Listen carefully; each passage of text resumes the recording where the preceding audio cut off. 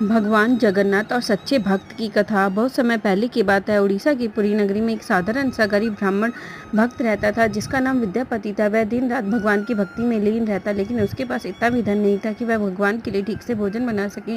वह सूखी रोटी और जल अर्पित करता, पर उसकी भक्ति में कभी कमी नहीं आई। एक दिन विद्यापति ने मन में सोचा, हे प्रभु, मैं आपको कुछ विशेष नहीं दे पाता, लेकिन मेरी भक्ति सच्ची है। क्या आप मुझे कभी दर्शन देंगे? वह प्रतिदिन यही प्रार्थना करता। एक रात जब वह ध्यान में था, भगवान जगन्नाथ स्वयं उसके स्वप्न में प्रकट हुए। उन्होंने कहा, हे प्रिय भक्त, मैं तुम्हारी भक्ति से प्रसन्न हूँ। कल प्रातःकाल तुम अपने आंगन में एक काले रंग की लकड़ी देखोगे।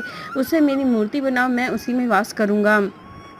सुबह होते ही विद्यापति ने देखा कि सचमुच उसके आंगन में एक सुगंधित नीम की लकड़ी का टुकड़ा रखा है। यह कोई साधारण लकड़ी नहीं थी, वही दर्शनीय दारू था जिसने भगवान जगन्नाथ की मूर्ति बनाई जाती है।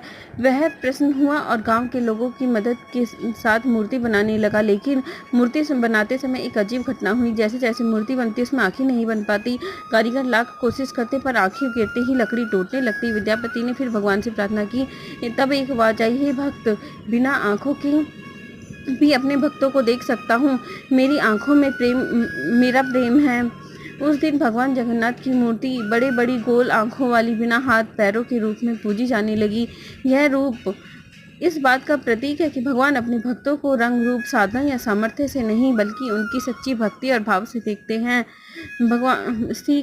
भगवान को पाने के लिए धन, वैभव या बड़े आयोजन की आवश्यकता नहीं होती। यदि भक्ति सच्ची है तो भगवान स्वयं अपने भक्तों के पास आ जाते हैं। जय जगन्नाथ महाप्रभु।